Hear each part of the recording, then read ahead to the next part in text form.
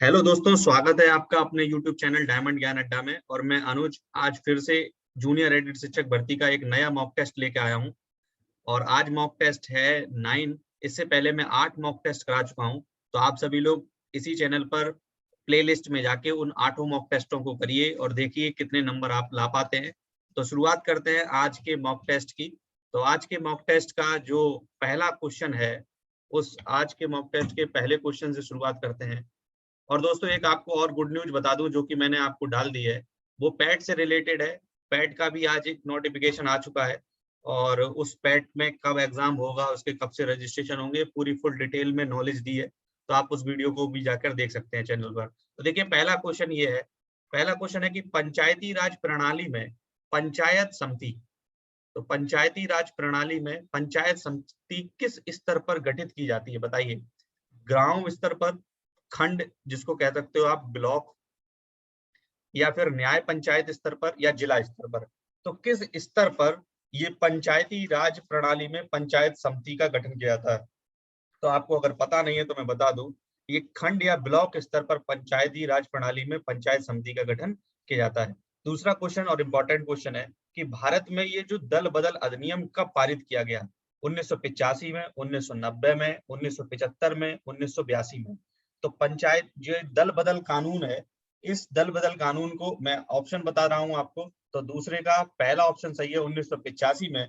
और ये आया है 52 में संविधान संशोधन के फलस्वरूप। तो 52वां जो संविधान संशोधन हुआ था, और इस संविधान संशोधन में ये जो है वो 10वीं अनुसूची, भारत में जो संविधान में जो 10वीं अनुसूची है, उस 10वीं अनुसूची में इस दल बदल कानून का वर्णन है। ठीक है।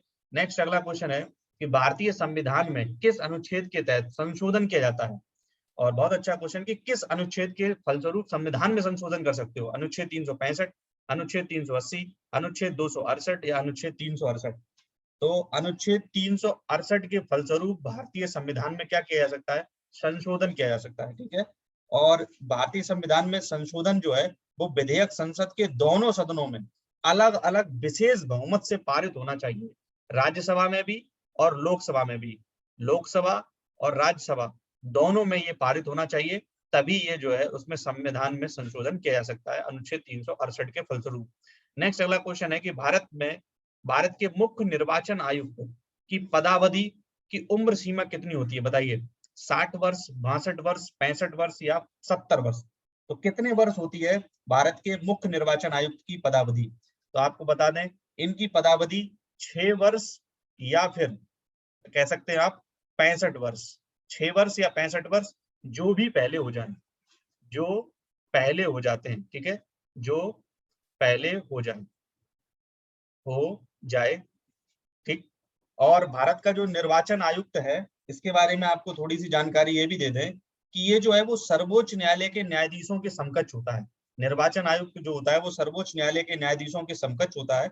और इसको भी उतना ही आप कह सकते हैं कि वेतन मिलता है जितना उच्चतम न्यायालय, मतलब सुप्रीम कोर्ट के जो जज है, उस सुप्रीम कोर्ट के जो जज को जितना वेतन मिलता है उतना ही इसे निर्वाचन आयुक्त को भी वेतन मिलता है। और इसको निर्वाचन आयुक्त की नियुक्ति जो है वो राष्ट्रपति करता है। ठीक है।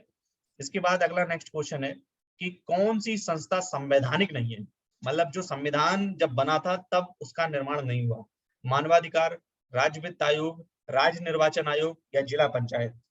तो बताइए ऑप्शन इसका कौन सा सही है? तो ऑप्शन इसका फिफ्थ का ए पार्ट सही है। जो मानवाधिकार जो आयोग है, ये संविधान या संवैधानिक नहीं है।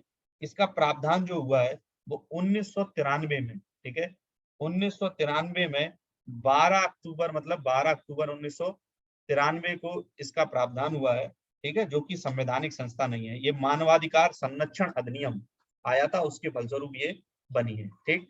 नेक्स्ट अगला क्वेश्चन है कि निम्नलिखित राज्यों या संघ राज्यों में से कौन पाकिस्तान से सीमा नहीं बनाता है? हिमाचल प्रदेश, गुजरात, पंजाब या राजस्थान। कौन सा ऐसा राज्य है जो कि पाकिस्तान से सीमा नहीं बनाता? गुजरात भी बनाता है, राजस्थान भी बनाता है, पंजाब भी बनाता है, और ये हिमाचल प्रदेश जो है वो पाकिस्तान से सीमा नहीं बनाता है। ठीक है। नेक्स्ट अगला क्वेश्चन है कि निम्नलिखित में से कौन राज्य सर्वाधिक राज्यों से सीमा बनाता है? अब बताना ऐसा राज्य जो सबसे ज्यादा राज्यों से सीमा बनाता हो। मध्य प्रदेश, राजस्थान, छत्तीसगढ़ या उत्तर प्रदेश। तो ऑप्शन अगर आपको पता है तो ठीक है, नहीं तो मैं बता दूं। ये जो अपना उत्तर प्रदेश है, ये सबसे ज्यादा राज्यों से सीमा बनाता है। और ये किन किन राज्यों से सीमा बनाता है वो भी आपको बता दें। एक तो हिमाचल प्रदेश से बनाता है, इसके बाद आप कह सकते हो हरियाणा से बनाता है, ठीक है, हिमाचल प्रदेश, हरियाणा, इसके बाद आप कह सकते हो बिहार से बनाता है, इसके बाद आप कह सकते हो उत्तराखंड से बनाता है, इसके बाद आप कह सकते हो एमपी या मध्य प्रदेश से बनाता है, इसके बाद आप कह सकते हो राजस्थान से बनाता है, ठीक है, इसके बाद आप कह सकते हो कि झारखंड से बनाता है, और इसके बाद आप कह सकते हो छत्तीसगढ़ से बनाता है, ठीक है, छत्तीसगढ़ से बनाता है, और एक केंद्र शासित प्रदेश जो कि आपका दिल्ली है। तो अगर आप टोटल जोड़े तो 1 2 3 4 5 6 7 8 और 9, मतलब टोटल 9। और अगर वैसे कहो तो 8 राज्य और एक केंद्र शासित प्रदेश से सीमा ये लगाता है।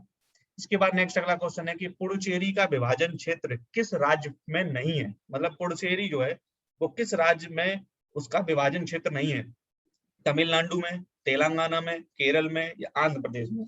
तो पुडुचेरी का विस्तार जो है वो 3 राज्यों में है, ठीक है, किन किन में है, तमिलनाडु में है, केरल में है और आंध्र प्रदेश में है, लेकिन उसका जो विभाजन क्षेत्र है वो तेलंगाना राज्य में नहीं है। तो इसका ऑप्शन बी पार्ट सही है।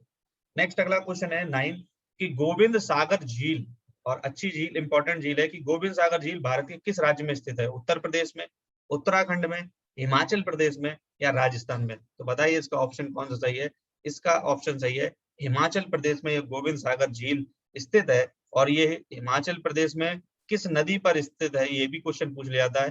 तो ये स्थित है सतलज नदी पर, और सतलज नदी के पर स्थित है। और इसका नाम जो गोविंद सागर है, इसका नाम जो है वो सिखों के 10वें गुरु, ठीक है, सिखों के 10वें गुरु जो गोविंद सिंह है, गुरु गोविंद सिंह, उनके नाम पर इसका नाम पड़ा है, ठीक है। तो ये बात भी आप याद रख पाएंगे।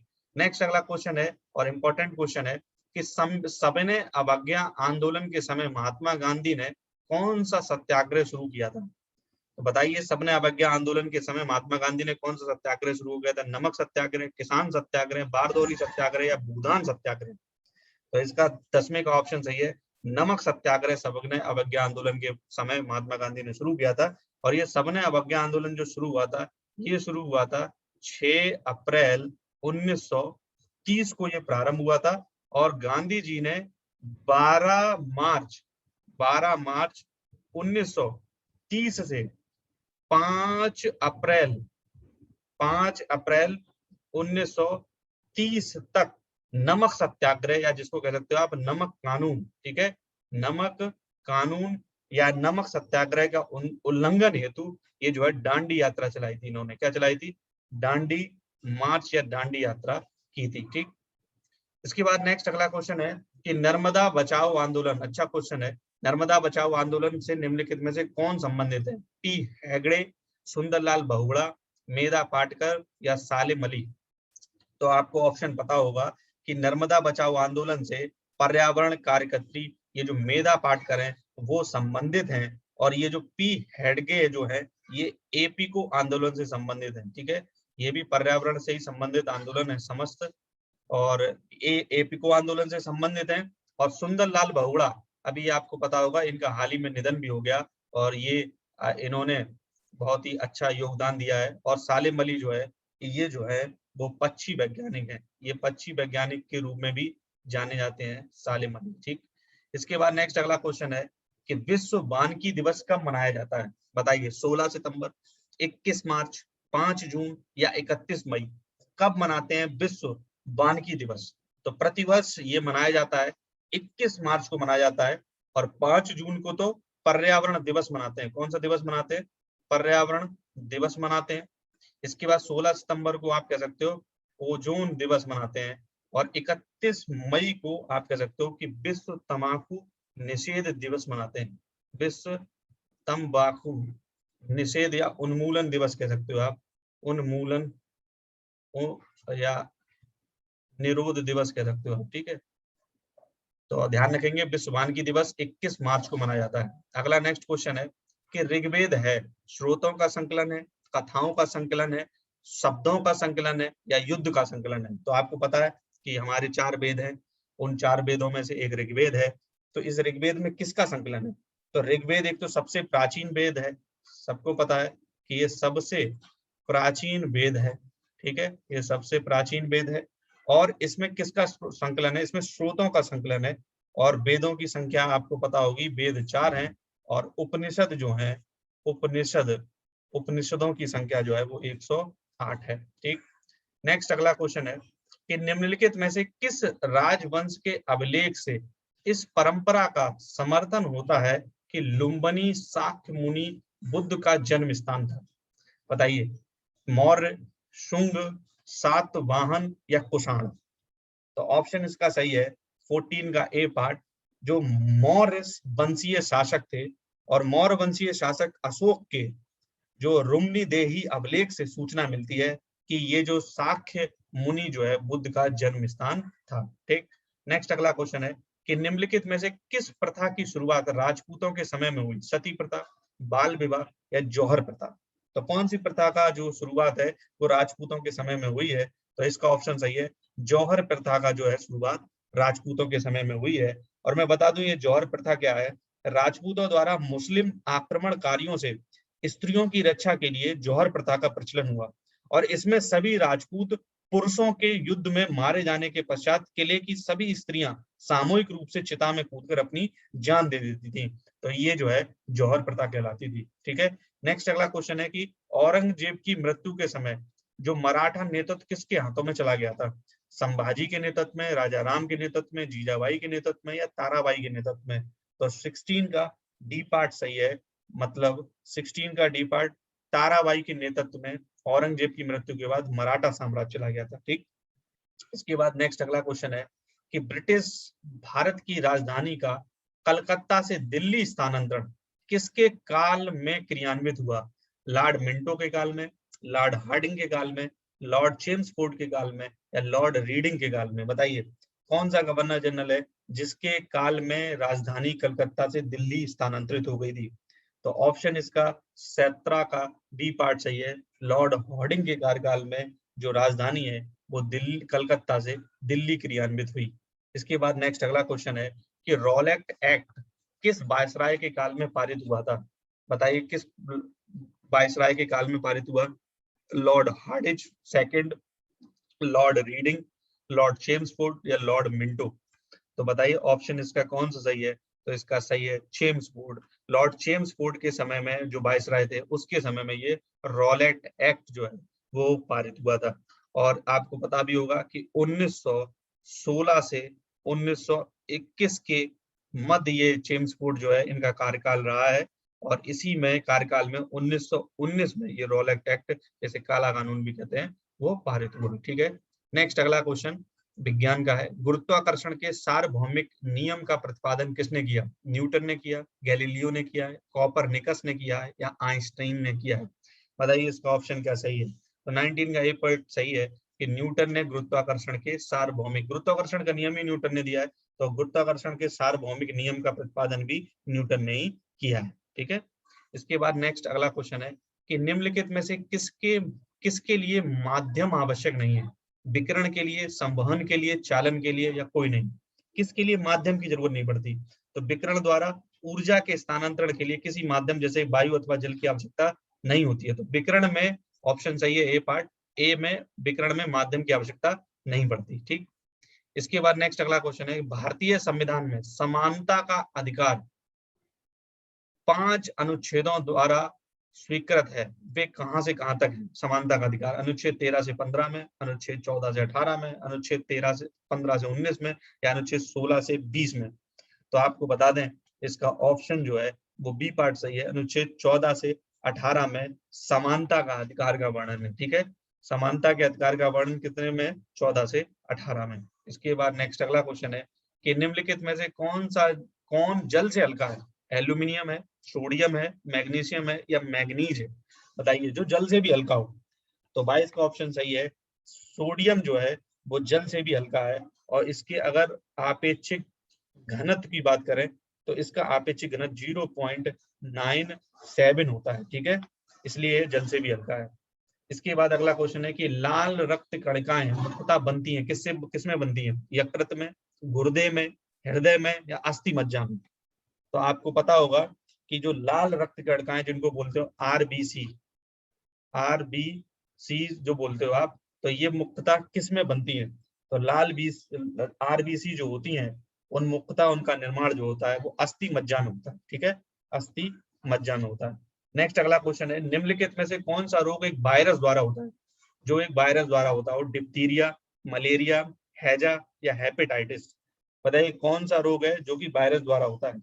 तो 24 का ऑप्शन है डी पार्ट। ये जो हेपेटाइटिस है, जिसको हेपेटाइटिस बी कहते हो, ये एक संक्रामक रोग है जो कि हेपेटाइटिस बी नामक वायरस से होता है। ठीक है, और इससे जो लिवर होता है उसमें यकृत जो होता है, उस यकृत में सूजन आ जाती है। ठीक है, इस यकृत में सूजन आ जाती है। इसके बाद नेक्स्ट अगला क्वेश्चन, और बहुत बार पूछा जा चुका है कि वृक्षों में कौन पास की मित्र नहीं है, मतलब जो शत्रु है, बबूल, यूकेलिप्टिस, नीम या पीपल। तो ऑप्शन आपको सबको पता होगा, यूकेलिप्टिस को पारिस्थितिकी शत्रु भी कहा जाता है। क्यों? क्योंकि ये सबसे ज्यादा जल का शोषण करता है और बहुत ज्यादा जल का शोषण करता है, इसलिए आप देख रहे हो कि यूकेलिप्टिस को अब काटा जाता है पेड़ को। इसके बाद नेक्स्ट अगला क्वेश्चन कि भोपाल गैस त्रासदी से संबंधित यौगिक का नाम बताइए। किस गैस के कारण ये भोपाल में जो गैस त्रासदी हुआ था और कौन सी गैस निकली थी उसमें? तो मेथाइल एल्कोहल निकली थी, फॉस्फाजीन निकली थी, मेथाइल आइसोसाइनेट निकली थी या मेथाइल एमाइन निकली थी। तो ऑप्शन सबको पता होगा ये कि मेथाइल आइसोसाइनेट निकली थी, और ये भोपाल गैस त्रासदी जो है वो 1984 में हुई थी। ठीक है, और इससे हजारों लोगों का जो है मृत्यु हो गई थी, और इस गैस को मिक गैस भी कहते हैं। क्या नाम है इसका एक और? इसका नाम है मिक गैस। ठीक, तो इतनी बात आप याद रखेंगे। नेक्स्ट अगला क्वेश्चन है कि नाभिकीय ऊर्जा का उपयोग प्राय कारक है। नाभिकीय ऊर्जा का उपयोग प्राय कारक है वायु प्रदूषण का, जल प्रदूषण का, ऊष्मीय प्रदूषण का या ध्वनि प्रदूषण का। बताइए किसका कारक है? तो ये ऊष्मीय प्रदूषण है नाभिकीय ऊर्जा। ठीक है, क्योंकि इसमें ऊष्मा निकलती है और बहुत अधिक टेम्परेचर बढ़ाती है ये। ठीक, इसके बाद अगला, अधूरे प्रज्वलन के कारण, मतलब पूर्ण रूप से अगर जलित ना जले, तो मोटर कार एवं सिगरेट से निकलने वाली रंगीन गैस है carbon dioxide, nitrous oxide, carbon monoxide या मीथेन। बताइए ऑप्शन इसका आंसर क्या सही होगा? तो कार्बन मोनोऑक्साइड। ठीक है, कार्बन मोनोऑक्साइड जो है वो अधूरे प्रज्वलन के कारण मोटर कार या सिगरेट से निकलने वाली रंगहीन गैस है। कैसी गैस है? रंगहीन गैस, जो जिसका कोई रंग नहीं होता। देखिए, अगर आप जब वीडियो पूरी करते हैं तो जरूर बताया करिए कि आपके कितने नंबर आ रहे हैं, तो कमेंट बॉक्स में जो जरूर बताया करिए। और अगर आपने अभी भी चैनल को सब्सक्राइब नहीं किया तो जरूर कर लें। वीडियो अच्छी लगती हो तो जरूर लाइक कर दिया करें। ठीक, उससे मोटिवेशन मिलता है और वीडियो बनाने का और एक जज्बा आता है कि आप लोगों के लिए कुछ काम किया जाए। तो जरूर वीडियो को लाइक जरूर कर दिया करिए अगर आपको वीडियो अच्छी लगती है तो। नेक्स्ट अगला क्वेश्चन है कि एक पारिस्थितिकी तंत्र में ऊर्जा की मात्रा एक पोषण स्तर से अन्य स्तर में स्थानांतरण के पश्चात क्या होती है? बढ़ती है, घटती है, स्थिर रहती है, या बढ़ भी सकती है या घट सकती है? तो बताइए ऑप्शन इसका कौन सा सही है? ऑप्शन बी पार्ट है, जब भी एक पारिस्थितिकी तंत्र से दूसरी पारिस्थितिकी तंत्र में ऊर्जा जाती है तो सीधी सी बात है कि ऊर्जा का स्थानांतरण होते समय घटती है, और लगभग 10% इसका ह्रास होता है। ठीक, इसके बाद नेक्स्ट अगला क्वेश्चन है कि पारिस्थितिकी तंत्र जिसको इकोसिस्टम में उच्चतम पोषण स्तर प्राप्त है किसको? शाकाहारी को, मांसाहारी को, सर्वाहारी को या अपघटक को? किसको सबसे ज्यादा उच्चतम पोषण स्तर प्राप्त है? तो सीधी सी बात है, सबसे लास्ट में जो होगा उसको प्राप्त होगा। तो ऑप्शन 30 का सी पार्ट सही है, सर्वाहारी को सबसे ज्यादा उच्चतम पोषण स्तर प्राप्त है। नेक्स्ट अगला क्वेश्चन है कि जीएसटी किस तरह का एक कर है? बताइए, प्रत्यक्ष कर है, अप्रत्यक्ष कर है, या वस्तु एवं सेवाओं के प्रकार पर निर्भर करता है, या उपरोक्त में से कोई नहीं। तो 31 का ऑप्शन सही है, ये एक इनडायरेक्ट टैक्स है, अप्रत्यक्ष कर है। ठीक, इसके बाद नेक्स्ट अगला क्वेश्चन है 32 कि भारत में निर्धनता के स्तर का आकलन किया जाता था, मतलब किस आधार पर जो है निर्धनता के स्तर का आकलन किया जाता था? विभिन्न राज्यों में प्रति व्यक्ति आय के आधार पर, परिवार की औसत आय के आधार पर, परिवार के उपयोग और व्यय के आधार पर, या देश की मलिन बस्तियों की जनसंख्या के आधार पर? तो बताइए ऑप्शन इसका कौन सा सही होगा? तो 32 का सी पार्ट सही है, परिवार के उपयोग और व्यय के आधार पर इसमें निर्धनता के स्तर का आकलन किया जाता था। नेक्स्ट अगला क्वेश्चन है, जनगणना 2011 के अनुसार निम्नलिखित में से किस भारतीय राज्य में महिला साक्षरता न्यूनतम थी? उत्तर प्रदेश में, राजस्थान में, केरल में या आंध्र प्रदेश में? तो सबको पता है कि केरल में तो सबसे ज्यादा है, तो सबसे कम किस में थी, ये राजस्थान में थी, ये निम्नलिखित राज्यों के आधार पर। ठीक है, इसके बाद नेक्स्ट अगला क्वेश्चन है कि मुद्रा एवं वित्तीय मामलों में सरकार का वित्तीय अभिकर्ता एवं सलाहकार कौन है? नाबार्ड है, एसबीआई है, आरबीआई है, या कोई नहीं? तो सबको पता होगा 34 का ऑप्शन, और पिछले मॉक टेस्ट में आया भी था कि बैंकों का बैंक, तो आरबीआई जो है वही मुद्रा एवं वित्तीय मामलों में सरकार का वित्तीय अभिकर्ता एवं सलाहकार होता है। और आरबीआई के बारे में तो आप जानते भी होंगे कि इस आरबीआई की स्थापना जो है वो 1 अप्रैल 1935 में हुई है इसकी स्थापना। ठीक है, इसके बाद नेक्स्ट अगला क्वेश्चन 35 कि निम्नलिखित में से सुमेलित नहीं है, जो सही नहीं है, अदरक, राइजोम, केसर, बीज, अफीम, अफीम की डूडी और सन, तना। तो बताइए ऑप्शन इसमें 35 में जो सुमेलित नहीं है, तो 35 का बी पार्ट, केसर का, वो सॉरी जो 35 का है बी पार्ट है, केसर का ये बीज, तो बीज जो है वो सुमेलित नहीं है, क्योंकि केसर एक मसाला है और जिसे पुष्प जो होता है उसकी वर्तिका तथा वर्तिकाग्र से प्राप्त किया जाता है, और इसे तने का, इसे पौधे का, इस पौधे का जो वैज्ञानिक नाम है वो क्रोकस सैटाइवस है। ठीक है, तो ये बात आप याद रखोगे, ये जो है इसका वर्तिका, फूल की वर्तिका होती है, ना कि ये बीज होता है। नेक्स्ट अगला क्वेश्चन करंट अफेयर का है, और आप देखिए इसमें क्या कर पाते हैं कि 16 जनवरी 2021 को लॉन्च हुए संरक्षण क्षमता महोत्सव सक्षम 2021 से संबंधित निम्न कथनों पर विचार करना है, और यह नवीन एवं नवीनीकरण ऊर्जा मंत्रालय की एक पहल है।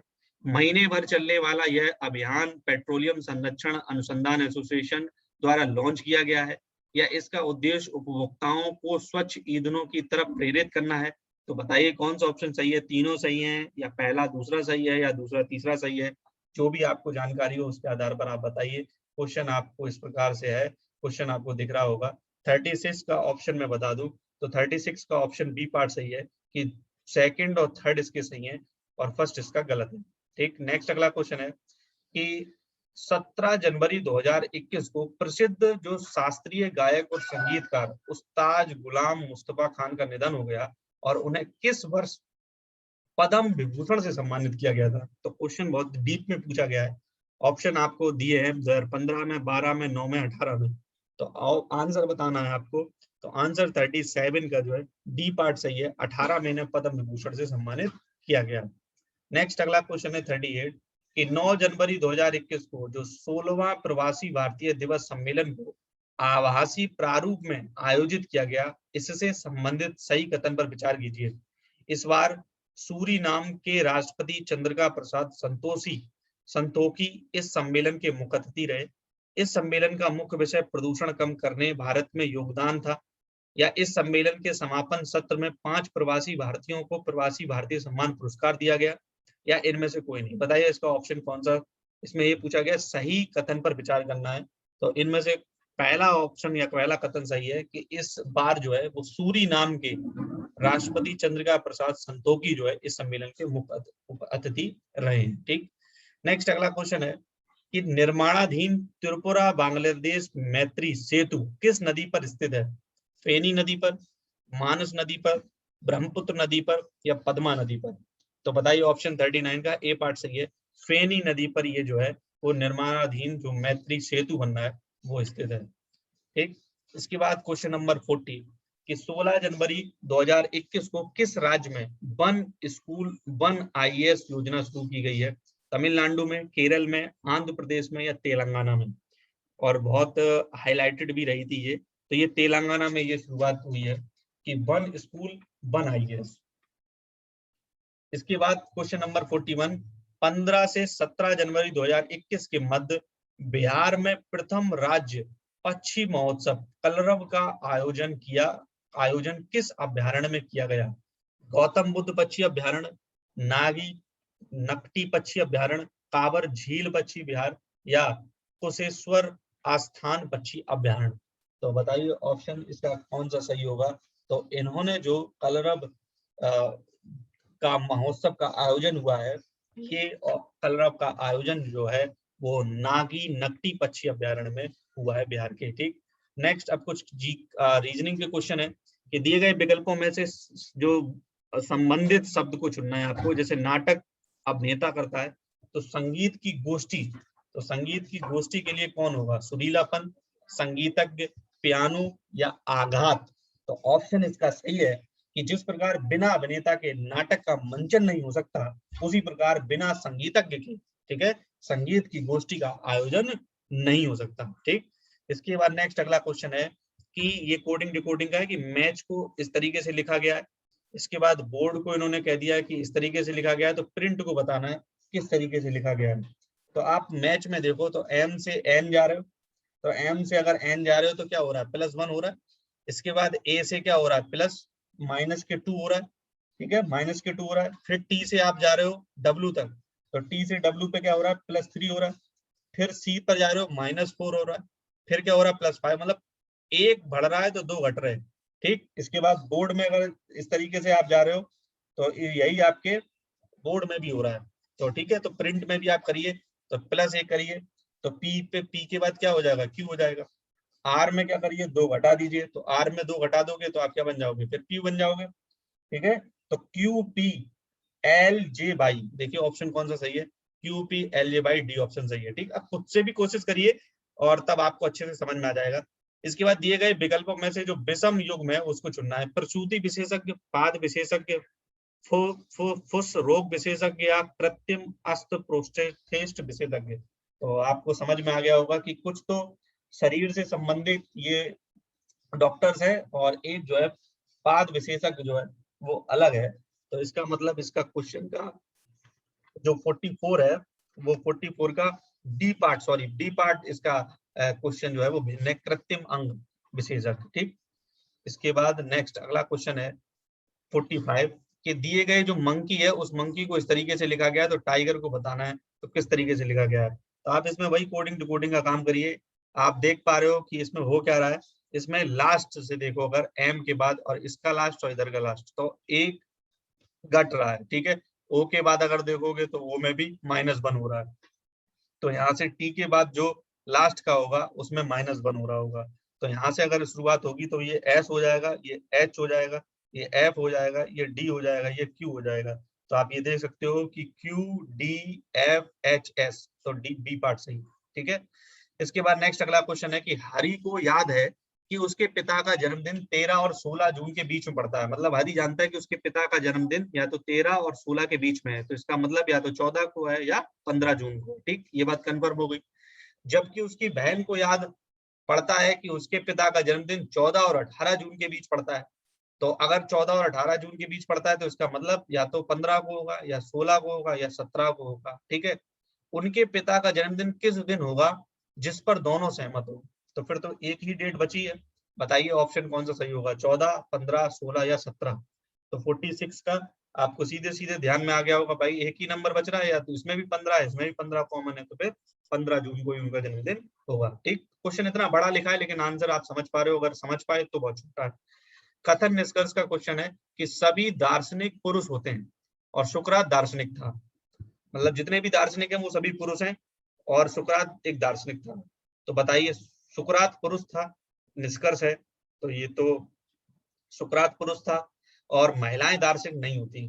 तो बताइए निष्कर्ष दो तो सरासर गलत है कि महिलाएं दार्शनिक नहीं होती, ऐसा कैसे हो गया? और उसके बाद तो ऑप्शन आपको ये बताना है कि इसमें कौन सा दोनों सही हैं या गलत है। तो बताइए 47 का, तो 47 का बी पार्ट, इसमें ये पूछा गया है कि जो सही है तो सुकरात पुरुष था। ये दोनों ही आप नहीं बता सकते क्योंकि सुकरात पुरुष था, ये कैसे कह सकते हो कि कथन ये कह रहा है ना सभी दार्शनिक पुरुष होते हैं और सुकरात दार्शनिक था। तो ऑप्शन इसका दोनों ही सही नहीं है, ये होना चाहिए। यहाँ पर इसमें भी लिखा है नहीं है, इसमें लिखा है सही है।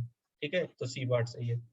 इसके बाद नेक्स्ट अगला क्वेश्चन है कि डायनो एडवेंचर पार्क एवं फॉसिल्स म्यूजियम कहाँ स्थित है? तो बताइए कहाँ पर स्थित है डायनो एडवेंचर पार्क एवं फॉसिल्स म्यूजियम? पन्ना में, मांडू में या शहडोल में या खजुराहो में? तो 48 का ऑप्शन सी पार्ट सही है, ये मांडू में स्थित है। 13 फरवरी 2021 को मध्य प्रदेश की पर्यटन संस्कृति एवं आध्यात्म मंत्री उषा ठाकुर ने ये जो नवनिर्मित डायनो एडवेंचर पार्क एवं फॉसिल्स म्यूजियम का शुभारंभ किया है, ठीक है। और ये म्यूजियम मांडू में बनाया गया है, ठीक। और ये डायनासोर एडवेंचर पार्क देश का पहला आधुनिक फॉसिल्स पार्क है। तो ये बात मैंने आपको और बता दी। नेक्स्ट अगला क्वेश्चन है 49 कि भारत छोड़ो आंदोलन के दौरान उत्तर प्रदेश में कहां पर समानांतर सरकार की स्थापना की गई, मतलब कहां पर की गई, गाजीपुर में, बलिया में, गोरखपुर में या लखनऊ में। तो इसका ऑप्शन सही है तो उत्तर प्रदेश के बलिया जनपद में, ठीक है। उत्तर प्रदेश के बलिया जनपद में ऐसी ही सरकार चित्तू पांडे के नेतृत्व में, हाँ किसके नेतृत्व में, चित्तू पांडे, इनके नेतृत्व में ये स्थापित की गई थी। और आज के मॉक टेस्ट का अंतिम क्वेश्चन है वो है चौरी चौरा कांड किस गवर्नर जनरल के समय में हुआ था, लॉर्ड चेम्सफोर्ड के, लॉर्ड इरविन के, लॉर्ड रीडिंग के, लॉर्ड मिंटो सेकंड के। तो किसके कार्यकाल में हुआ है बताइए। लॉर्ड रीडिंग के समय में, रीडिंग के समय में ये घटना हुई थी, चौरी चौरा कांड। ठीक, तो इस प्रकार से आज आपने 50 क्वेश्चन किए। कितने नंबर आपके आए उन्हें कमेंट बॉक्स में जरूर बताइए और इसी तरीके से अपना प्यार इस चैनल को देते रहिए। वीडियो अगर अच्छी लगी हो तो जरूर लाइक करिए और चैनल को अगर अभी भी सब्सक्राइब नहीं किया तो सब्सक्राइब कर लीजिए और अपनी तैयारी इसी तरीके से करते रहिए। धन्यवाद।